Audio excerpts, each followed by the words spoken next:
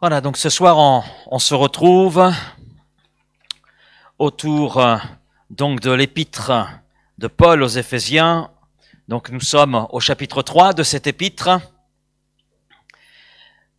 Je veux saluer les sœurs de Montargis qui nous suivent fidèlement sur le YouTube.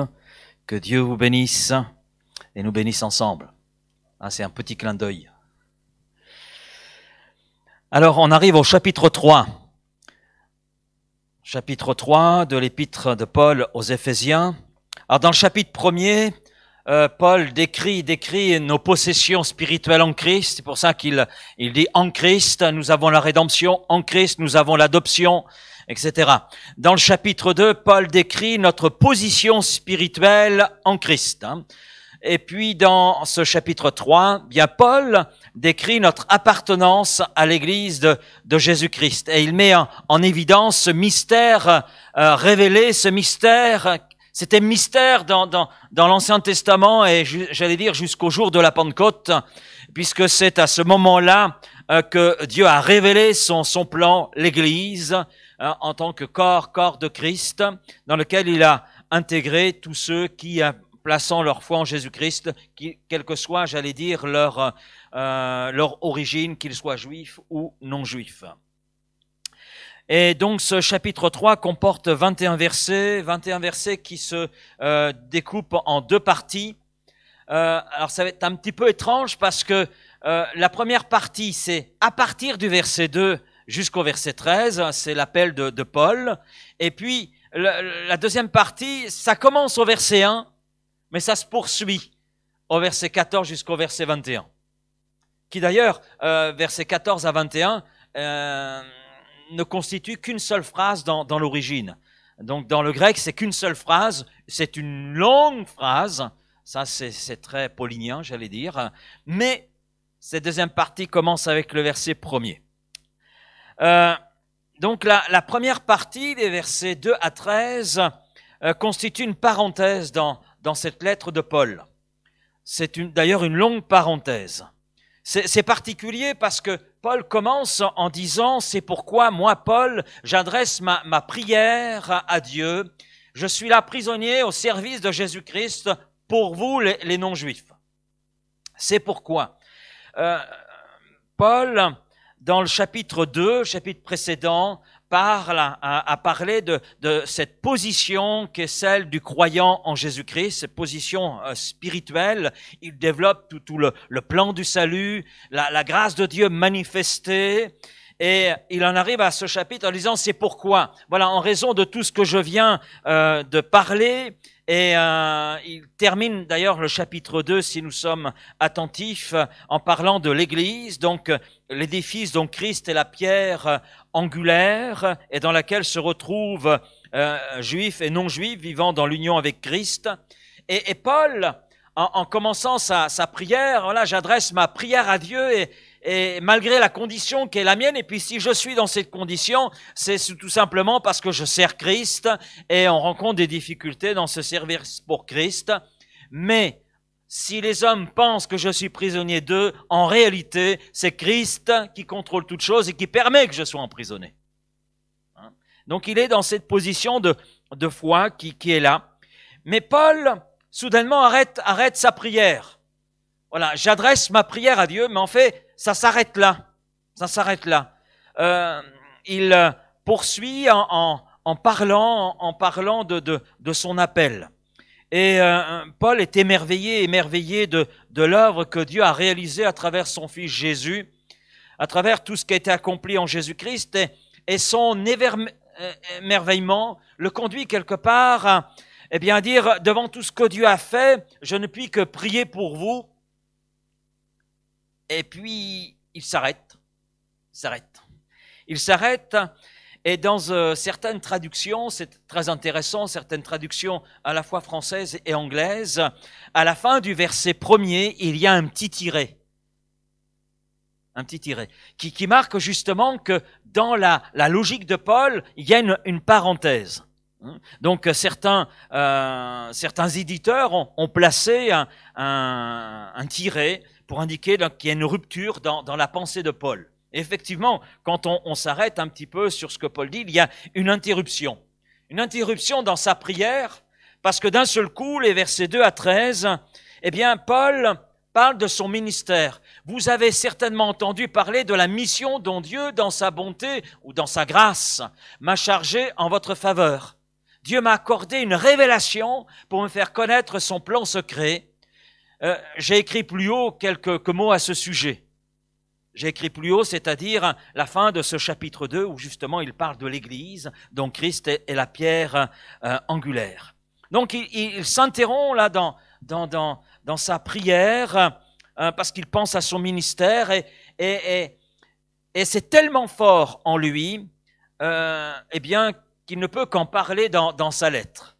Et il en parle d'autant plus parce qu'il y a un mot qui, dans ce paragraphe, cette deuxième partie, cette première partie, plus exactement, verset 2 à verset 13, il y a un mot qui revient, d'ailleurs qu'il utilise 3 fois dans ce verset 2, mais aussi dans le verset 7 et dans le verset 8, c'est le mot grâce.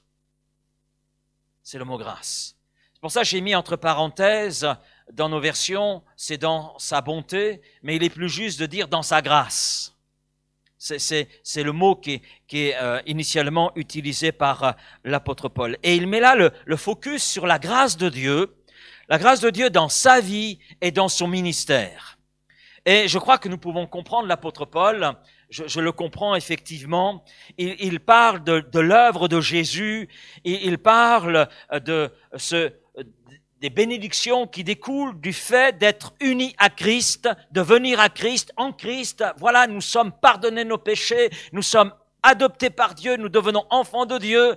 Et puis dans le chapitre 2, il parle plus exactement de ce que Christ a fait. Christ a accompli une œuvre à travers laquelle il prouve combien nous sommes aimés de Dieu. Alors il explique tout cela aux Éphésiens, et puis ça le conduit à commencer la prière, et puis à un moment donné, il s'arrête en réalisant qu'il est lui-même l'objet de la grâce de Dieu.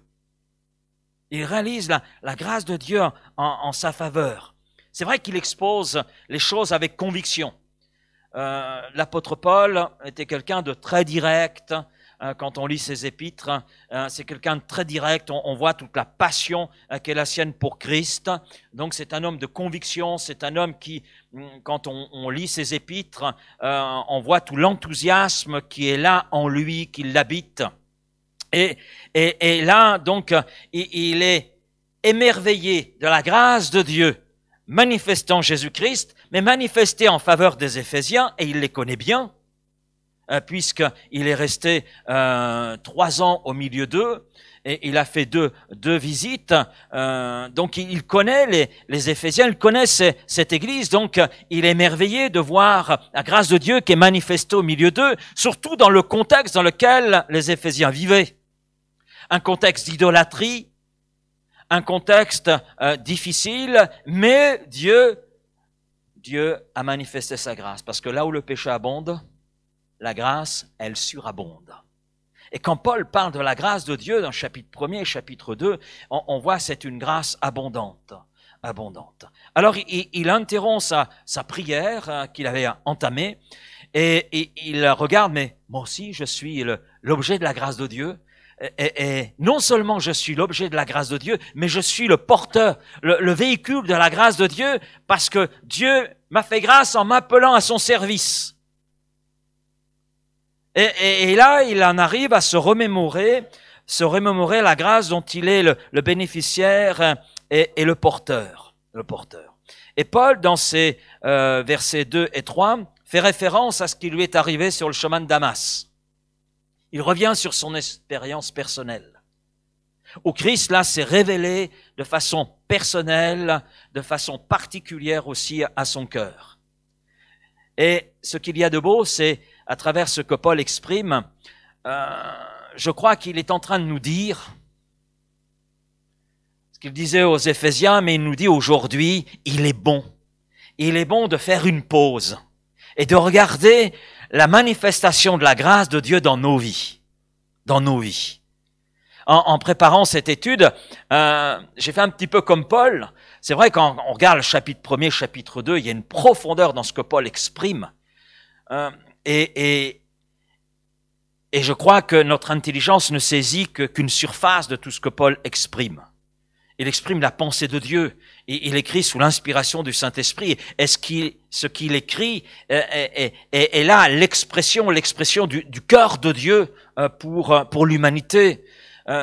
Dieu qui a manifesté son amour en donnant ce qu'il avait de plus précieux et le salut et tout ce qui en découle. On ne le mérite pas, mais c'est pure grâce. Pure grâce. Et Paul, en regardant sa vie, dit, oui, je vois, c'est pure grâce, parce que je méritais pas tout ce que Dieu a fait et continue de faire dans ma vie. Mais je crois que c'est vrai aussi pour nous, hein. Seigneur, qui suis-je pour que tu te sois abaissé jusqu'à moi? Et non seulement ta grâce a changé ma vie, mais dans ta grâce, tu m'appelles à collaborer avec toi. C'est vrai, Dieu nous appelle à collaborer avec lui. Nous sommes, par sa grâce, de nouvelles créatures. Mais par cette même grâce agissant en nous, il nous associe à son œuvre. C'est pas formidable ça? Moi je suis émerveillé de cela. Allez, entre nous, le Seigneur pourrait très bien se passer de nous, hein. Il pourrait très bien, hein. Le travail serait parfait. C'est vrai, hein. Serait mieux fait, tout ce que l'on veut. Voilà, le Seigneur est toujours à l'heure. Nous, on n'est pas toujours à l'heure, hein. Mais le Seigneur fait toujours les choses à l'heure, tout. C'est parfait, il n'y a rien à redire. Il pourrait faire les choses avec les anges. Non, c'est avec nous. Waouh, avec nous. Et pourtant, il sait de quoi nous sommes faits. Il sait. Oui, nous sommes tous les objets de la grâce de Dieu manifestée en Jésus-Christ. Dieu se révèle à nous de façon particulière. La façon dont Dieu s'est révélé à mon cœur n'est pas la façon dont Dieu s'est révélé à ton cœur. Mais c'est pas la façon dont Dieu s'est révélé au cœur de ton voisin. La façon dont Dieu s'est révélé dans mon cœur n'est pas la façon dont Dieu s'est révélé dans le cœur de Raphaël. Mais la façon dont Dieu s'est révélé dans le cœur de Raphaël n'est pas la façon dont Dieu s'est révélé au cœur de Jocelyne, etc. Parce que Dieu nous connaît particulièrement. Il connaît toutes les profondeurs de notre cœur, il connaît nos besoins et il se révèle en fonction de ce que nous sommes et de la compréhension qu'est la nôtre, du stade où nous en sommes dans notre compréhension concernant les choses d'en haut. Et nous le savons, ce n'est pas un discours qui nous a conduits au salut. Ce n'est pas un discours.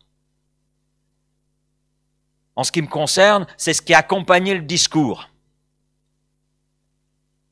C'est parce qu'il y avait une personne qui était là accompagnant le discours du prédicateur sur ce chapiteau à Montargis. Hein, c'est le Saint-Esprit qui a accompagné le prédicateur.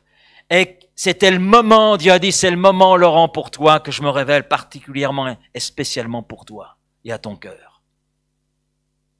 Et c'est le Saint-Esprit qui nous amène à réaliser devant la prédication de l'Évangile, parce qu'il a plu à Dieu de sauver les hommes par la folie de la prédication. C'est une folie parce que derrière la prédication, il y a cette action du Saint-Esprit qui vient la convaincre de péché, qui vient nous percuter à un moment donné dans notre cœur, dans notre vie, nous amenant à réaliser combien nous avons besoin de Dieu, combien nous avons besoin du salut en Jésus-Christ. Et la révélation de Jésus-Christ sur le chemin de Damas a bouleversé la vie de Paul. Cela a été un tournant décisif dans sa vie. Tournant décisif.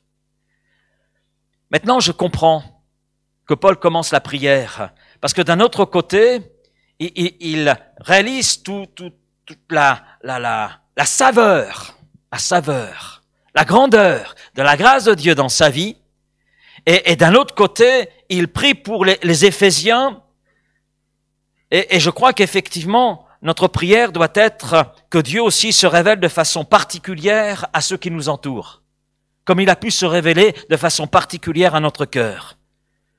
Car comme je l'ai dit et je le redis, ce n'est pas un discours qui convainc les hommes, mais c'est le Saint-Esprit qui, à un moment donné, vient agir.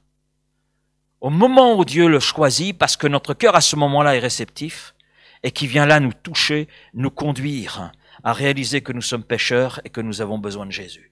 Et je crois qu'il est bon de prier dans ce sens. Dieu veut que tous les hommes soient sauvés et parviennent à la connaissance de la vérité, Christ. Donc ce qui veut dire que Dieu s'intéresse à la prière de son Église, à la prière de son peuple qui connaît la valeur de la grâce, qui connaît la valeur de cette révélation personnelle et intime. Est-ce que ça produit? Et je crois que c'est bon de prier dans ce sens. Paul en était convaincu. Parce qu'il a entamé dans la prière, et on va voir le contenu de sa prière tout à l'heure. Donc cette révélation a bouleversé l'apôtre Paul, qui était avant Saul de Tarse et qui est devenu par la grâce de Dieu, agissante en lui, donc l'apôtre Paul. Mais Dieu, dans sa grâce, est allé plus loin envers Paul, et il le reconnaît. Dieu lui a révélé son plan. Et pas simplement son plan pour sa vie, à travers Ananias qui est venu le voir là où il était, et qui lui a révélé le plan de Dieu pour sa vie. Mais au-delà du plan de Dieu pour sa vie, Dieu lui a révélé le plan secret, le mystère, un mystère qui était là caché. Caché. Caché aux yeux des hommes, caché aux yeux de ceux qui venaient dans un premier temps à Christ. Et on s'aperçoit dans les lettres de Paul, quand il utilise le mot secret ou mystère, ce n'est pas quelque chose d'incompréhensible qui nous échappe ou quelque chose qui reste mystérieux ou inaccessible. C'est pas dans ce sens-là qu'il exprime les choses.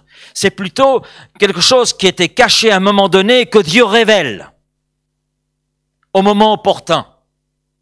Et l'Église était quelque chose de caché dans l'Ancien Testament, caché au début du ministère de Christ. Jusqu'à la Pentecôte, l'Église était un mystère. Mais Paul en avait reçu la révélation. Paul avait connaissance de ces choses-là, ce mystère caché.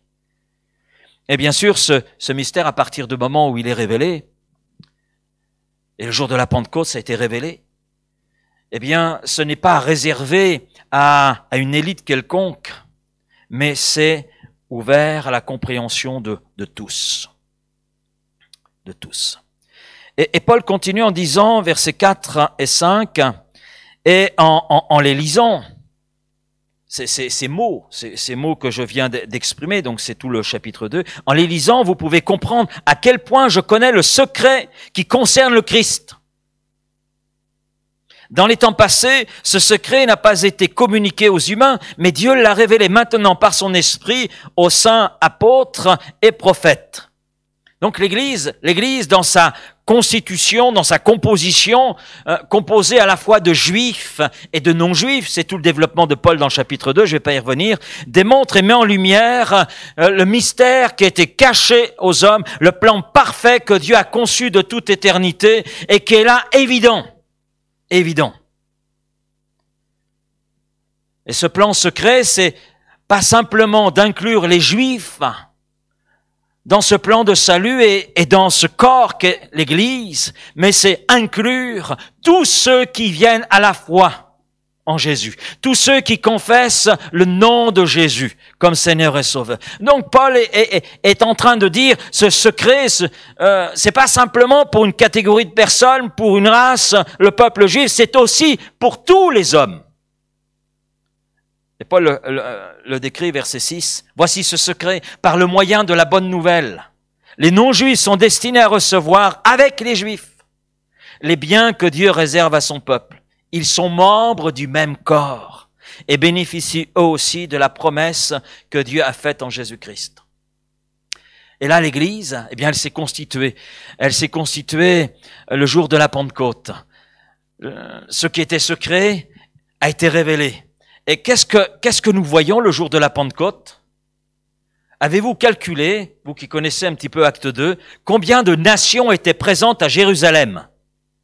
Quand on regarde, il n'y avait pas que des Juifs, il y avait des Parthes, des Mèdes, il y avait une vingtaine de nationalités représentées.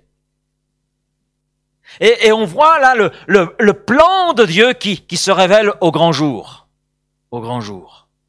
Dieu constitue l'Église. Et ce jour-là, 3000 âmes sont venues à la foi en Jésus. 3000 âmes ont intégré l'Église de Jésus-Christ, le corps de Jésus-Christ. Et il est précisé, le Seigneur ajoutait à l'Église chaque jour ceux qui étaient sauvés. C'est à son Église qu'il a ajouté ces âmes qui venaient à la foi en lui. Oui, jour de la Pentecôte, ce mystère est devenu visible. Visible. Seuls les prophètes et les apôtres avaient connaissance de ce mystère, selon ce que dit l'apôtre Paul. Mais l'Église était dans le cœur de Dieu. L'Église était dans le cœur de Dieu de toute éternité. Et il voulait, dans cette construction, unir juifs et non-juifs, ensemble, avec pour chef Christ. Christ. Et cela nous montre que l'Église n'est pas une œuvre humaine, c'est une œuvre divine. Et il est important de comprendre d'ailleurs que l'Église, c'est une entité distincte dans le plan de Dieu. Ça appartient au plan de Dieu, c'est ce que Dieu a voulu. C'est pas une continuation ou un remplacement d'Israël, comme certains l'enseignent encore aujourd'hui, ou seulement un aspect du royaume messianique. Non, c'est une entité, l'Église. Et d'ailleurs, Paul, dans le chapitre 2, parle d'un corps, d'un édifice, de quelque chose qui est bien particulier, qui a une identité, qui a un sens. Parce que Christ est son fondement. Christ est sa pierre angulaire. Christ est son chef. Christ est sa tête. Et cela montre également que l'homme ne peut pas s'approprier l'Église.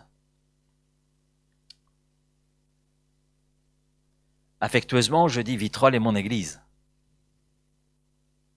Et d'ailleurs, entre pasteurs, on dit souvent, comment va ton Église? Alors, je comprends dans quel sens mes collègues disent les choses, mais à vrai dire, pour être plus juste, on devrait dire, comment va l'Église de Jésus-Christ à Vitrolles, dont tu es, Laurent, simplement l'intendant. Et tu es l'intendant pour un temps.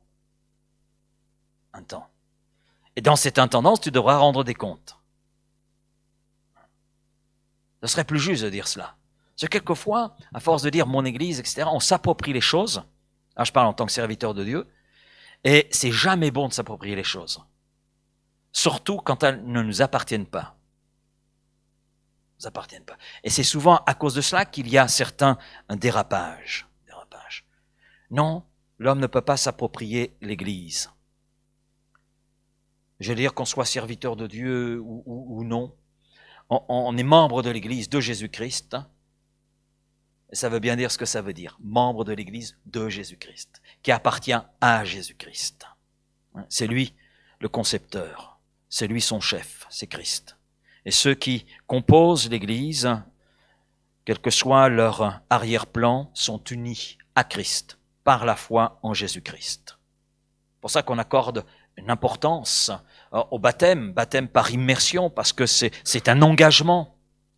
Je m'unis à Christ. Le fait on connaît le sens, hein, le fait d'être immergé, c'est je m'unis à la mort de Christ. Elle a une réalité dans ma vie. Et je sors de l'eau, je m'unis à la résurrection de Christ. Je m'identifie à cette résurrection. Je nais à une vie nouvelle que Christ m'offre à travers sa mort sur la croix. Je nais à la vie de Dieu, à une vie spirituelle.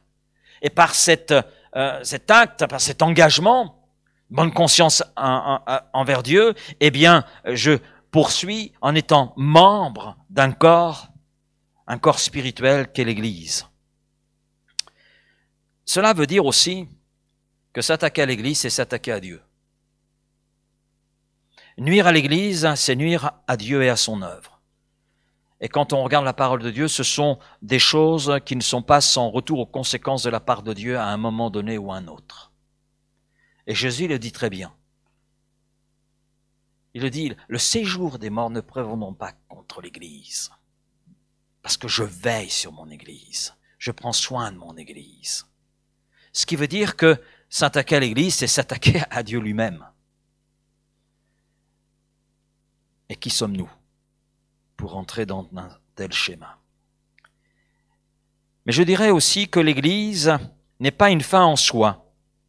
Mais l'Église est un moyen d'atteindre une fin. Et la fin, c'est la gloire de Dieu. Oui, parce que l'Église, puisqu'elle est divine, elle est destinée à quoi? À entrer dans la présence éternelle de son chef. Amen. Donc de glorifier son chef, de glorifier Christ. Glorifier Christ. Paul continue, verset 7. Je suis devenu serviteur de la bonne nouvelle, grâce à un don que Dieu, dans sa bonté, dans sa grâce, m'a accordé en agissant avec puissance. Et verset 8, je suis le moindre de tous les croyants. Pourtant, Dieu m'a accordé cette faveur ou cette grâce d'annoncer aux non-juifs la richesse infinie du Christ. Là, l'apôtre Paul est émerveillé devant l'étendue de la grâce de Dieu pour sa vie. Il dira dans un autre texte, la grâce de Dieu n'a pas été vaine dans ma vie. N'a pas été vaine. Et je crois que nous pouvons dire ce soir la même chose. La grâce de Dieu n'est pas vaine dans nos vies. Et puis on sait que celui qui a commencé une œuvre en nous, dans sa grâce, il la poursuivra pour la conduire à son achèvement. Donc l'apôtre Paul montre toute l'étendue de sa grâce, mais avec humilité. Avec humilité, il montre qu'il est peu de choses. Il dit le moindre des croyants. Le moindre des croyants. Vous voyez, quand on regarde, des fois on se croit capable.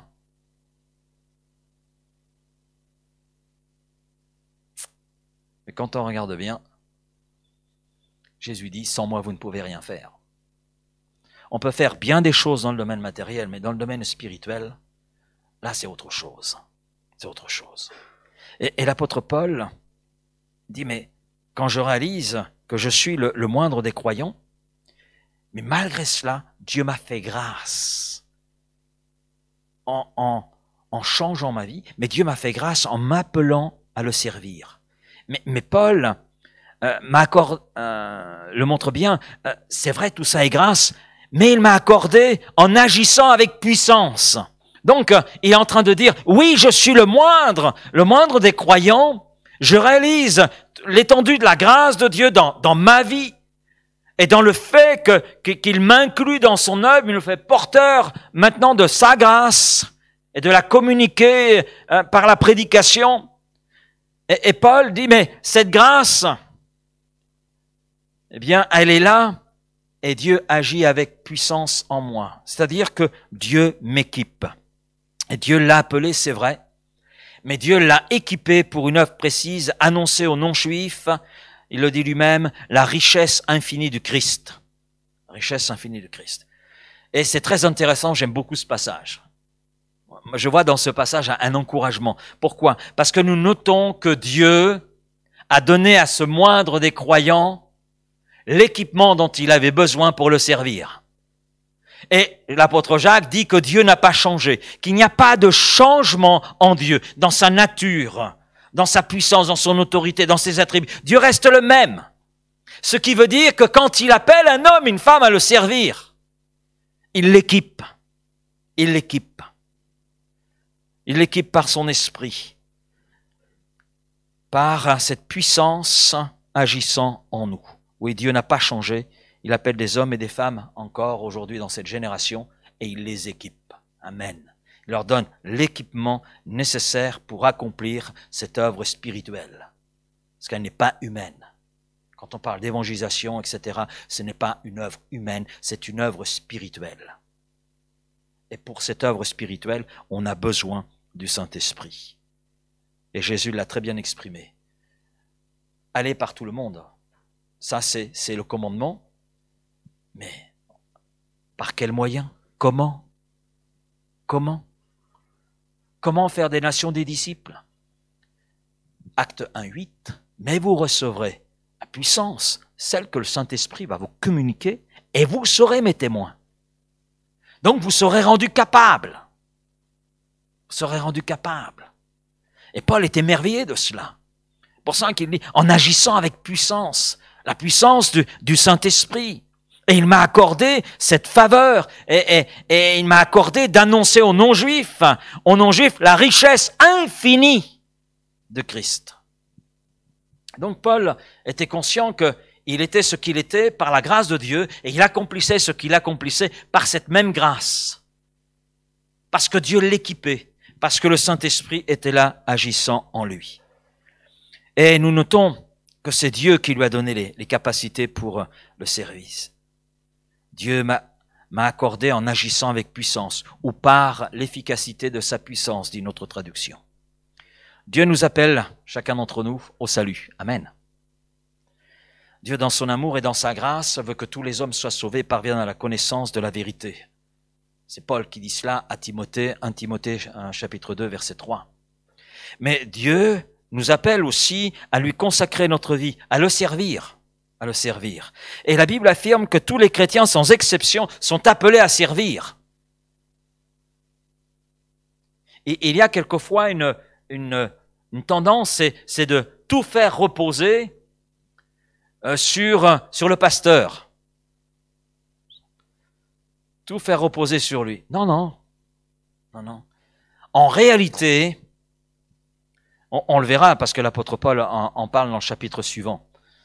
Il y a toute la dimension, on va dire, théologique, doctrinale, mais il y a aussi toute la dimension pratique, concrète, dans les chapitres 4, 5, 6 de cette même épître. Et nous les verrons à partir de la semaine prochaine. Mais nous sommes tous appelés à servir, tous appelés à lui consacrer notre vie. Nous sommes tous membres du corps qu'est l'Église. Et donc, en tant que membres, nous avons tous une utilité. Quelle que soit la place que Dieu nous donne dans ce corps qu'est l'Église, nous sommes tous utiles et nécessaires. Nous appartenons au corps du Christ ressuscité. Et cela afin que nous portions des fruits pour Dieu. Romains 7, 4. Afin que nous portions des fruits pour Dieu. Ce qui veut dire que servir, ce n'est pas une option. C'est le sens de notre vie chrétienne. Et Jacques l'a très bien compris. Tu me dis que tu as la foi, mais montre-moi les œuvres qui viennent authentifier et prouver que tu as la foi. De quelles œuvres parle-t-il, Jacques? En fait, il parle d'une vie qui est consacrée à Dieu, au service de Dieu, de laquelle il y a des fruits. Des fruits. Parce que la vie de Christ en nous est une vie dynamique, une vie de foi, mais une vie qui se traduit en action. En acte concret. En acte concret. C'est pour cela que ce n'est pas une foi morte que nous avons reçue, mais c'est une foi vivante, une foi dynamique, qui agit, j'allais dire, avec l'aide du Saint-Esprit, avec l'assistance du Saint-Esprit, et qui nous permet de porter du fruit, et du fruit qui glorifie notre Dieu. Et Jésus lui-même a pu dire, ma nourriture, ce qui est essentiel, ce qui est primordial, c'est de faire la volonté de celui qui m'a envoyé, d'accomplir son œuvre. Jean 4, 34. Donc on voit que servir pour Jésus, c'était pas une option, et heureusement d'ailleurs. Non, c'était son choix, c'était sa décision, mais c'était, j'allais dire, le sens même de sa venue au milieu de nous. Le sens même de son ministère. Accomplir l'œuvre de Dieu. Et c'est pour cela que sur la croix, Jésus pourra dire, tout est accompli. Tout est accompli. Et dans ce mot accompli qui est utilisé par Jésus, ça veut dire qu'il n'y a rien à retrancher, rien à rajouter. C'est parfait. C'est parfait. Dans les moindres détails, tout a été accompli selon le plan du Père. Le plan du Père. Et nous sommes appelés à la même chose. Et le moment venu, à entendre, entre bon et fidèle serviteur dans la joie de ton maître. Amen. Si nous avons un maître, cela veut dire que nous sommes serviteurs. Et un serviteur est appelé à quoi? À servir. Et ça nous concerne tous. Donc vous pouvez regarder votre voisin, t'es serviteur. Et vous ajoutez, comme moi. Verset 9. Je dois mettre en lumière pour tous les humains, dit Paul, la façon dont Dieu réalise son plan secret. Lui qui est le créateur de toutes choses, il a tenu caché ce plan depuis toujours, afin que maintenant, grâce à l'Église, les autorités, les puissances du monde céleste puissent connaître la sagesse divine sous tous ses aspects. Tout cela est conforme au projet éternel de Dieu, qu'il a réalisé par Jésus-Christ notre Seigneur. Dans l'union avec le Christ et par notre foi en lui, nous avons la liberté ainsi de nous présenter devant Dieu avec une pleine confiance. On peut dire aussi une pleine assurance. Donc l'Église, dit Paul, est la révélation de la sagesse de Dieu. Et la révélation de la sagesse de Dieu devant les dominations, devant les autorités dans les lieux célestes. Et ça nous parle pas simplement des anges au service de Dieu, ça nous parle aussi de Satan et de toute son armée de démons. Ça rejoint un petit peu, je l'ai cité tout à l'heure, cette parole de Jésus, le séjour des morts ne prévalant pas contre elle, contre l'Église. Nous ne pourrons rien. Parce qu'à travers l'Église est manifestée non seulement la sagesse infinie de Dieu, mais aussi la puissance de Dieu. La puissance de Dieu. C'est dans le plan de Dieu. C'était caché, mais Dieu l'a révélé. Afin que maintenant les puissances célestes puissent voir cette infinie sagesse de Dieu être là révélée dans toute son autorité, dans toute sa puissance. Waouh! Je dis Amen. Amen. L'Église, c'est pas une association. C'est plus que cela. C'est ce que Dieu a voulu. C'est ce dans quoi Dieu nous a intégrés.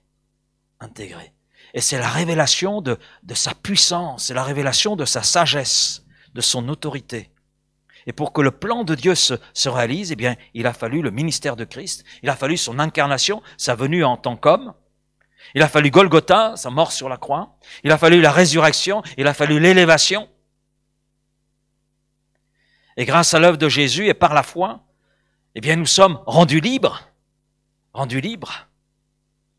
Et nous pouvons nous approcher de Dieu avec confiance, et nous pouvons nous adresser à lui avec assurance, l'approcher là avec foi, confiance, parce que l'œuvre de notre Sauveur a été conduite par Dieu, et cette œuvre, nous l'avons reçue. Amen. Et elle fait de nous des enfants de Dieu. Des enfants de Dieu. Ne me touchez pas, parce que moi, j'ai un Père qui est grand, qui est puissant. C'est souvent comme cela que réagissent les enfants. Hein? Quand ils sont petits, à l'école, qu'ils sont un peu taquinés, tu vas voir, je vais le dire à mon père. Hein? Parce que l'enfant s'imagine. En grandissant, il s'aperçoit que c'est pas aussi vrai que cela, mais quand il est enfant, et pour lui, son père, c'est le must. C'est le super-héros. Voilà. Et nous sommes enfants de Dieu. Je ne sais pas si, rien que cette expression, enfant de Dieu. Enfant de qui? Enfant de celui qui a créé le monde, qui a créé l'univers avec tout ce que l'univers renferme, qui a créé tout ce que nous connaissons, qui a créé tout ce que nous ne connaissons pas encore, parce qu'il y a plein de choses que nous ne connaissons pas encore. C'est notre Père. Pouvons dire Père en raison de la grâce de Dieu manifestée en Jésus-Christ et que nous avons reçue par la foi. Waouh, c'est extraordinaire. Par conséquent, dit Paul, je vous le demande, écoutez, ne vous laissez pas décourager par les souffrances que j'éprouve pour vous. Hein. Elles vous assurent un avantage glorieux. Dieu avait confié à Paul le mystère de l'Église, lui avait confié aussi l'évangélisation des non-juifs. Et Paul, devant tout cela, dit, par conséquent, mes lecteurs, vous qui allez lire cette lettre, ne considérez pas ce que la situation dans laquelle je suis comme étant en échec, c'est Dieu qui est au contrôle de toutes choses, je lui appartiens, c'est lui qui décide. C'est lui qui décide. Et puis, il leur dit, en fait, ça vous assure un avantage glorieux. Alors je me suis posé la question, qu'est-ce que veut dire l'apôtre Paul? En quoi son emprisonnement, la situation dans laquelle il se trouve, est un avantage glorieux pour ses lecteurs? Je me suis posé la question.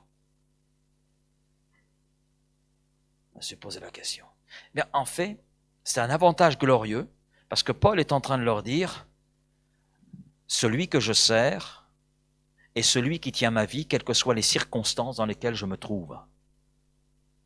Ça, c'est un encouragement. Ensuite, c'est un avantage glorieux. Pourquoi? Parce que dans le chapitre 1er, nous voyons Paul qui prie, et il a commencé une prière, et il va la poursuivre d'ailleurs. Donc c'est un avantage glorieux, parce que je suis peut-être en prison, dans une inactivité à vue humaine, mais pleinement actif dans la prière.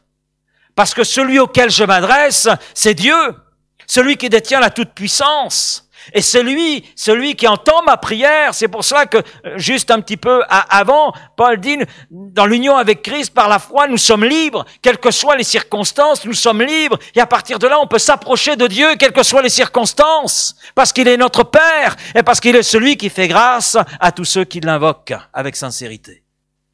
Dieu entend nos prières. Amen. Donc c'est un avantage pour les Éphésiens. Donc Paul conclut finalement sa parenthèse, une longue parenthèse, mais il la conclut avec une parole d'encouragement. Et là, il va reprendre sa prière. La prière qu'il a commencée au verset 1er, eh bien, il la reprend au verset 14. C'est pourquoi. C'est d'ailleurs la même expression que nous avons au verset 1er. C'est pourquoi. Eh bien là, il reprend sa prière. C'est pourquoi. Paul sait où il s'est arrêté dans sa prière. Hein. Donc c'est pourquoi, eh bien, je me mets à genoux devant Dieu. Le Père, dont dépend toute famille dans les cieux et sur la terre. Et je lui demande que selon la richesse de sa gloire, il fortifie votre être intérieur par la puissance de son esprit, et que le Christ habite dans vos cœurs par la foi. Je demande que vous soyez enracinés et solidement établis dans l'amour, pour être capables de comprendre, avec l'ensemble du peuple de Dieu, combien l'amour du Christ est large, long, haut et profond. Oui, puissiez-vous connaître son amour, bien qu'il surpasse toute connaissance, et être ainsi rempli de toute la richesse de Dieu. Waouh! Comme je disais en introduction, ces versets 14 à 19, en fait, dans le texte grec, c'est une seule phrase. Donc, Paul exprime sa prière comme un seul souffle. Un seul souffle. Et c'est pas sa première prière. Dans la première prière, chapitre 1er, versets 15 à 23, Paul met l'accent sur l'illumination, que le Seigneur illumine les yeux de votre cœur, afin que vous compreniez tout ce que je viens de vous dire concernant Christ. Votre position en Christ, les bienfaits qui découlent du Père, du Fils et du Saint-Esprit. Mais là, dans sa prière, là, versets 14 à 19 de ce chapitre 3, Paul met l'accent sur l'habilitation, je dirais. Et devant tout ce qu'il vient d'exprimer, eh bien, Paul fléchit les genoux. Il dit, je fléchis, je mets les genoux à terre, je mets les genoux là devant Dieu. En fait, il est en train de parler plus que d'une posture, d'un état de cœur, un état de soumission. Soumission. Il se met en dessous. Il montre sa soumission. Et c'est d'ailleurs ce que signifie le terme obéir, se mettre en dessous d'eux. Donc, il est là, il se place sous la grâce de Dieu, il se place sous la bonté de Dieu, il se place sous la puissance de Dieu. Et il est là dans cette posture, parce qu'habituellement, dans ce contexte de l'époque, on priait debout. On priait debout. On voit cela dans Marc 11, dans Luc 18, etc. Prier debout. Et là, Paul est dans une posture peu commune. Il est là à genoux. Il est là dans cette attitude d'humilité, laissant toute la place à Dieu dans sa vie, dans sa prière et en faveur des Éphésiens. Et dans cette prière, Paul demande une chose. Que Dieu fortifie. Que Dieu fortifie votre être intérieur par la puissance de son esprit. C'est-à-dire qu'il fortifie, qu'il consolide, qu'il rende ferme, qu'il rende solide, ferme, là, dans l'homme intérieur.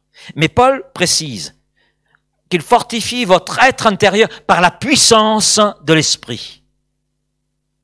Nous n'avons pas les moyens de fortifier notre homme intérieur. Nous ne sommes pas suffisants à cela. Je pense que nous en sommes tous conscients, nous sommes bien fragiles. Mais par le Saint-Esprit, c'est possible. Oui, cela est possible par le Saint-Esprit qui a le pouvoir d'agir dans l'homme intérieur, et cela selon Dieu. Et là, l'apôtre Paul connaît l'importance du Saint-Esprit dans la vie des chrétiens. Dans sa lettre d'ailleurs aux Éphésiens, si vous l'avez lu entièrement, vous avez remarqué que Paul fait souvent référence au Saint-Esprit. Et il dit au chapitre 5, verset 18, on aura l'occasion d'y revenir, « Soyez remplis du Saint-Esprit », dans le sens d'être continuellement remplis, d'être continuellement sous l'autorité du Saint-Esprit, d'être continuellement sous la puissance du Saint-Esprit, sous la plénitude du Saint-Esprit. Et ça, c'est l'appel qu'il adresse aux chrétiens d'Éphèse. Et Paul est en cohérence avec sa prière, là, dans le sens où le Saint-Esprit illumine nos yeux afin que nous puissions voir et comprendre l'œuvre de Dieu, mais aussi comprendre sa parole. C'est le Saint-Esprit qui nous amène à comprendre l'œuvre de Dieu. C'est le Saint-Esprit qui nous amène à comprendre la parole. Mais c'est le Saint-Esprit qui nous amène à obéir, à mettre en pratique la parole. Et le Saint-Esprit est celui qui est toujours en accord avec la parole écrite. Et qui donc va véhiculer cette parole pour que nous la comprenions. Et véhiculant cette parole, eh bien, ça vient fortifier notre homme intérieur. Et cette action du Saint-Esprit vient consolider, fortifier, oui, notre homme intérieur. C'est là également que nous pouvons relever l'importance du baptême dans le Saint-Esprit, puisque le baptême est un baptême de plénitude. Le baptême du Saint-Esprit, c'est un baptême de plénitude. Et de cette plénitude découle ce que l'on appelle le parler en d'autres langues, qui irrite beaucoup de gens, qui appellent ça du blabla et tout ce que l'on veut. Non, c'est par l'action du Saint-Esprit que les hommes et femmes réunis de la chambre haute ont parlé des merveilles de Dieu, sous l'action du Saint-Esprit. Le parler en langue est d'origine divine. Le parler en langue découle de l'œuvre du Saint-Esprit en nous et de sa plénitude. Le parler en langue est spirituel, non pas physique. Il fonctionne comme un point de connexion entre Dieu et nous. 1 Corinthiens chapitre 14, verset 2, « En effet, celui qui parle en langue ne parle pas aux hommes, mais à Dieu, car personne ne le comprend, si ce n'est en esprit qu'il dit des mystères à l'oreille humaine, mais les choses glorieuses aux oreilles divines. » Amen. Et le parler en langue, quelque part, ouvre notre cœur sur des possibilités au-delà du monde physique. Le parler en langue nous permet d'entrer dans une dimension dans laquelle on ne peut pas entrer avec nos propres moyens, parce qu'on a affaire à un domaine spirituel. Et celui qui est rempli de l'Esprit parle en langue, et celui qui parle en langue sera toujours plus rempli du Saint-Esprit, pénétrera toujours plus dans la présence de Dieu. Celui qui parle en langue sera par le parler en langue en connexion avec Dieu. Et dans cette connexion avec Dieu, il grandit. Il avance dans la maturité. Et comme vous l'avez sous les yeux, le parler en langue est un moyen de bâtir son homme intérieur, de l'ériger, de le construire, de le rendre robuste et inébranlable devant les tentations et devant les combats spirituels auxquels nous sommes exposés les uns les autres. C'est pourquoi l'apôtre Paul pourra dire « Je rends grâce à Dieu de ce que je parle en langue plus que vous tous ». Il ne dit pas ça pour se glorifier, il dit cela parce qu'il connaît l'importance de se parler en langue, de la plénitude du Saint-Esprit dans sa propre vie. Et Paul, en parlant des ressources de Dieu, le Père, il utilise une expression, richesse de sa gloire. Richesse de sa gloire. Il s'agit de ressources qui sont bien au-delà de ce que notre intelligence peut concevoir. Et c'est vrai que, à travers cette plénitude du Saint-Esprit, à travers le parler en langue, on goûte à ces richesses. Mais plus on y goûte, plus on a envie d'y goûter, et ça semble interminable. Parce qu'on entre dans les profondeurs de Dieu. Et bien sûr, cela influe notre homme intérieur. Ça le marque, ça l'édifie, ça le construit. Verset 17, l'objectif ou le but de la prière de Paul nous est donné. Que Christ soit vraiment chez lui dans le cœur des croyants. Paul priait pour que ses lecteurs puissent être dans une communion intime avec leur Seigneur et qu'ils demeurent dans cette communion. Ensuite, nous arrivons au verset 18-19. Et là, Paul nous montre que lorsque les croyants acceptent la révélation par Jésus-Christ du mystère de l'Église, eh bien, ils entrent dans une compréhension, celui de l'amour de Dieu. L'amour de Dieu qui est qualifié par l'apôtre Paul large. C'est-à-dire qu'il englobe les juifs comme les non-juifs. Il englobe tous les hommes. Tous les hommes. Et ça, c'est vraiment une particularité dans l'Église. L'Église de Jésus-Christ. En tant qu'institution divine. Vous avez des jeunes, des moins jeunes. Vous avez des gens de toute nationalité qui, lorsqu'ils se réunissent ensemble, se comprennent. Se comprennent. On a le même but. On a le même chef, le même Seigneur. Vous avez des hommes et des femmes que tout sépare dans le monde, qui sont même ennemis dans le monde, mais dans l'Église, parce qu'ils ont vécu et reconnu la valeur de la grâce de Dieu dans leur vie, sont capables ensemble de chanter, sont capables ensemble de louer Dieu, sont capables ensemble d'accomplir l'œuvre de Dieu. Donc Paul qualifie cet amour de Dieu suffisamment large pour englober tous les hommes. Et puis Paul va plus loin, par cette action du Saint-Esprit, par cette révélation, eh bien ils peuvent voir aussi que cet amour est assez long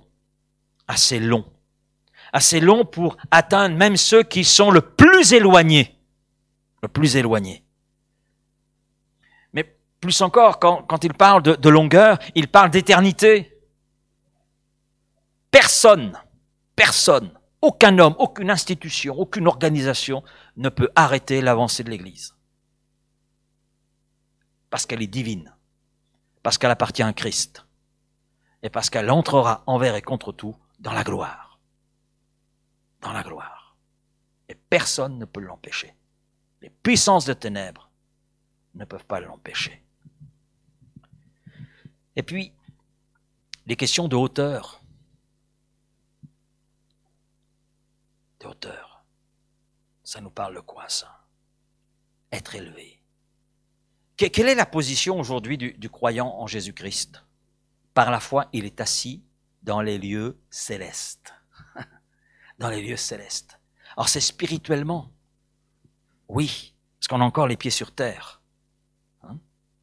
Mais, par anticipation, on est déjà à cette place qui nous est réservée. Par la foi en Jésus-Christ. Et si nous persévérons jusqu'au bout, il est sûr que nous y serons, en tous les sens du terme. Et puis,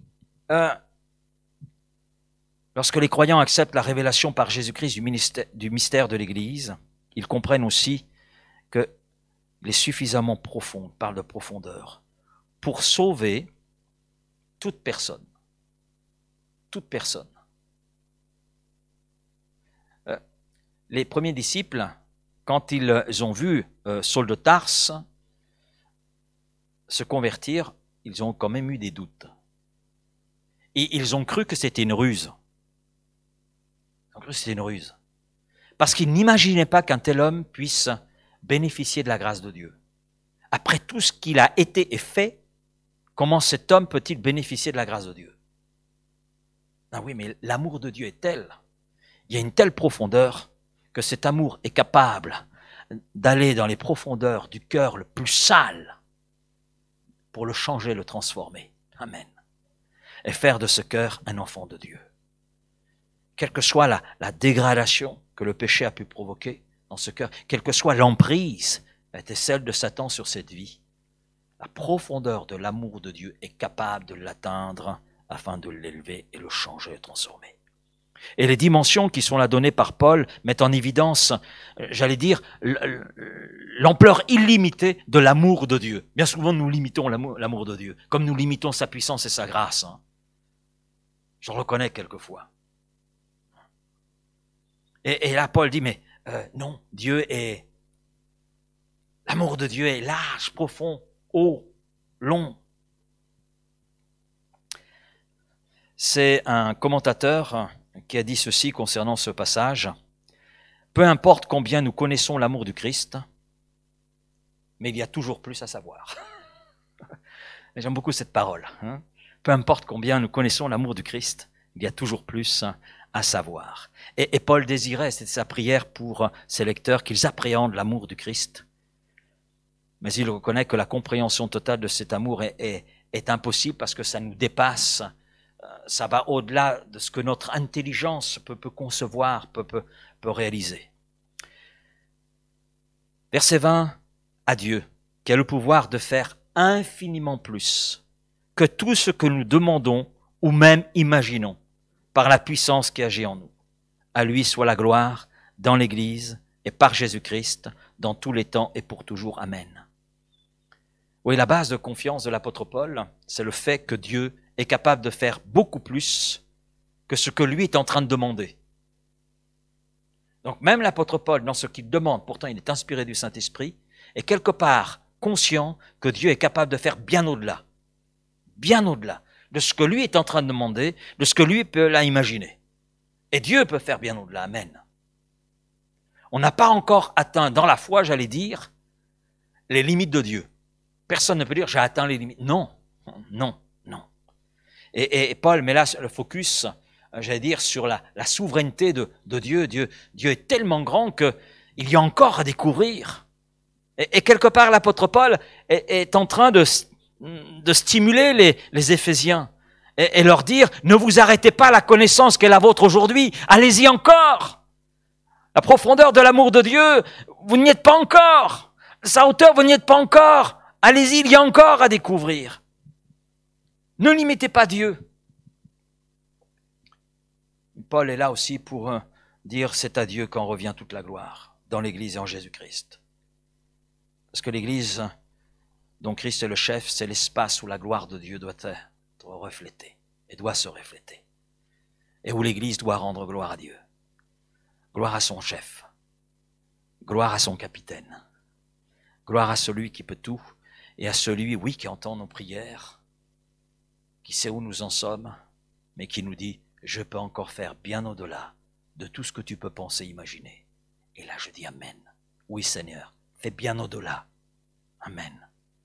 On a encore beaucoup à découvrir, beaucoup à apprendre, mais fais-le, Seigneur. Que nous ne te limitions pas. Et c'était vraiment le désir de Paul, que ses lecteurs ne limitent pas l'action de Dieu. La semaine prochaine, on va poursuivre avec le chapitre 4, donc je vous invite à lire ce chapitre 4. À partir du chapitre 4, chapitres 5 et 6, c'est la dimension, on va dire, pratique, très concrète, de tout ce que Paul a développé dans ces 3 premiers chapitres, ce que nous avons vu précédemment. Donc on verra à partir de la semaine prochaine cette portée pratique, de quoi il s'agit exactement, où ça nous conduit. Voilà. Mais pour ce soir, on va en rendre grâce au Seigneur, lui dire merci pour ces moments. Merci Père pour ta présence au milieu de nous. Merci pour cette lettre aux Éphésiens. Oui Seigneur, elle est adressée à des hommes, à des femmes, à un moment donné dans l'histoire. Mais elle nous est adressée, elle est parvenue jusqu'à nous et à travers elle, tu nous parles. Oui Seigneur. Et comme pour ces hommes et femmes à qui cette lettre est envoyée, eh bien, elle nous est envoyée aujourd'hui. Et la prière de Paul, c'est ta prière, Père. Parce qu'on a un homme qui est là, conduit par le Saint-Esprit. Et Seigneur, que nous puissions être fortifiés les uns et les autres dans notre homme intérieur par la puissance du Saint-Esprit. Et que nous entrions dans la compréhension, Seigneur, des différentes dimensions de ton amour, mais aussi de ta grâce et de ta puissance. Que nous entrions dans la compréhension de ton plan, de ton plan pour nos vies, de ton plan pour cette ville, de ton plan pour notre pays. Père, merci de tout ce que tu veux faire en nous, de tout ce que tu veux encore accomplir en réponse à notre foi et par le Saint-Esprit, par ta parole dans nos vies. Merci. Il y a encore beaucoup à découvrir, ce qui veut dire qu'il y a encore beaucoup à vivre, beaucoup à expérimenter. Et Seigneur, que personne ne se prive. que je ne me prive pas, mais que mes frères et sœurs ne se privent pas, et que nous cultivions cette ambition. Oui, Seigneur, cette ambition toujours plus de toi, toujours plus avec toi, toujours plus en toi. Oui, Père, merci dans le nom de Jésus pour tout ce que tu veux réaliser dans nos vies, par nos vies, avec nos vies. Amen. Amen.